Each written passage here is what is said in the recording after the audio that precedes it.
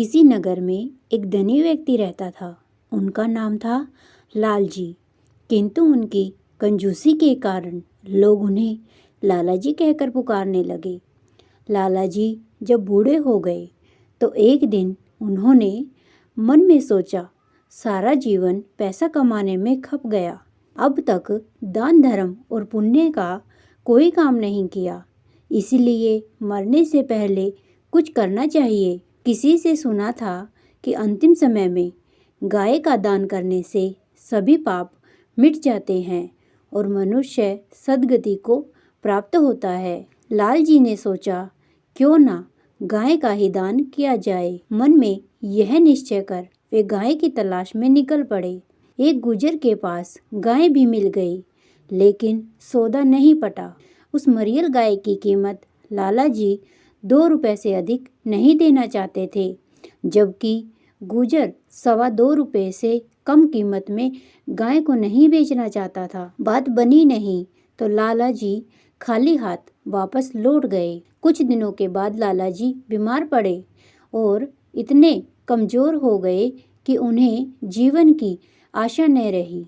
उन्होंने अपने बेटे को बुलाकर गाय दान करने की अंतिम इच्छा प्रकट की। पुत्र बोला, आप जो आज्ञा करें वही होगा। गाय के अलावा अन्न वस्त्र सोना चांदी। लाला जी ने कहा, नहीं नहीं, केवल गाय का दान बहुत है। लाला जी ने बताया कि फला गुजर के पास एक गाय है। कुछ समय पहले उसकी कीमत 2.25 रुपए थी। अब शायद कुछ रियायत कर दे, लेकिन तुम उसकी कीमत 2 रुपए से अधिक न देना। पिता की आज्ञा पाकर पुत्र गुजर के पास पहुंचा और 2.25 रुपए में गाय खरीद कर ले आया। लाला जी को जब मालूम हुआ कि बेटा गाय की पूरी कीमत चुका आया है तो ऐसा सदमा पहुंचा कि तत्काल ही उनकी मृत्यु हो गई। इस बीच गाय कमजोर हो चुकी थी, अतः लाला जी की मृत्यु के 4 घंटे बाद ही वह भी चल बसी। मरने के बाद लाला जी की आत्मा को यमराज के पास पहुंचाया गया और उनके पाप पुण्य का लेखा जोखा करने के बाद यमराज बोला, लाला जी, आपने अपने जीवन में पुण्य का कोई काम नहीं किया। मरते समय एक गाय का दान किया है, वह भी 4 घंटे बाद मर गई, इसीलिए आपको 4 घंटे का स्वर्ग मिलेगा और बाकी समय नरक में बिताना पड़ेगा। लाला जी बोले, कोई बात नहीं, मुझे 4 घंटे के लिए स्वर्ग मिला है तो लूँगा, पहले स्वर्ग भेज दो, शेष समय में नरक में बिता लूँगा। यमराज बोला, पहले 1000 वर्ष नरक में जाना होगा, उसके बाद आपको स्वर्ग भेजा जाएगा। लाला जी अड़ गए, बोले, मैं पहले स्वर्ग जाना चाहता हूँ।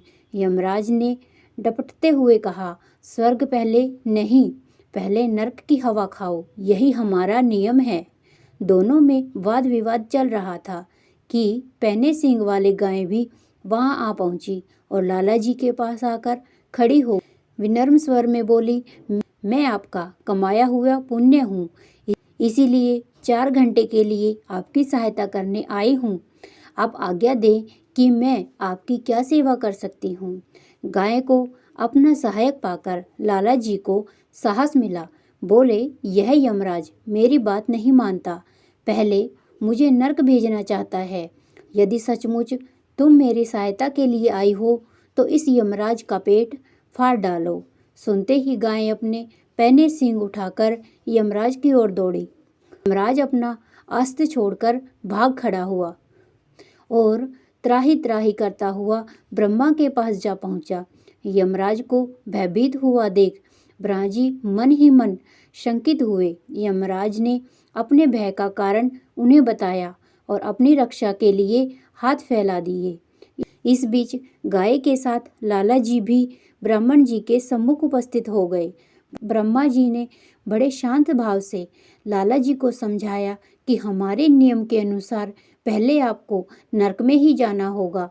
प्राणी के पापों का प्रायश्चित जब हो जाता है तब वह स्वर्ग का अधिकारी बनता है, इसीलिए पहले नरक में जाइए। लाला जी अपनी बात पर अड़े थे। बोले, यह नहीं होगा, मैं पहले स्वर्ग भोगना चाहता हूँ। ब्रह्मा जी ने क्रोध में आकर डपट दिया, तुम्हारे लिए हम अपने नियमों का उल्लंघन नहीं कर सकते। जीवन में तुमने थोड़ा सा पुण्य किया है और 4 घंटे के लिए स्वर्ग की प्राप्ति कर सके हो, जबकि हमारे पास ऐसे जीवों की कमी नहीं है जो जीवन भर पुण्य कमाते रहें। उन्हें भी पहले नरक में भेजा जाता है, बाद में स्वर्ग की प्राप्ति होती है। इसीलिए पहले नरक जाओ। बात बढ़ी तो लाला ने गाय की तरफ देखा, बोला, यह दुष्ट भी मेरी बात नहीं सुनता, इसीलिए जरा इसकी भी खबर लेना। ब्रह्मा लोक में हलचल मच गई। अपनी प्राण रक्षा के लिए ब्रह्मा भी त्राहि त्राहि करते हुए विष्णु लोक पधारे और सारा वृत्तांत कह सुनाया। विष्णु ने भी लाला जी से वही निवेदन किया। बोले, यह संभव नहीं हो सकता। नियमों का पालन देवता और दानव दोनों के लिए जरूरी है। इनकार करने पर लाला जी ने विष्णु महाराज की मरम्मत करने के लिए गाय को आदेश दिया। ब्रह्मा, विष्णु और यमराज तीनों अपनी जान हथेली पर रखकर भागे और कैलाश पहुंचकर भगवान शंकर को जगाया। अचानक इन लोगों के आने का कारण जानकर भगवान शंकर को दुख हुआ। उन्होंने भी लाला जी को वह निर्णय दिया जो यमराज, ब्रह्मा और विष्णु दे चुके थे। इस बीच गाय का समय समाप्त हो गया। वह वापस लौट गई। अब लाला जी असहाय हो गए। उन्हें भगवान शंकर के अंतिम निर्णय को स्वीकार करना पड़ा। लाला जी बहुत चतुर बुद्धि के थे।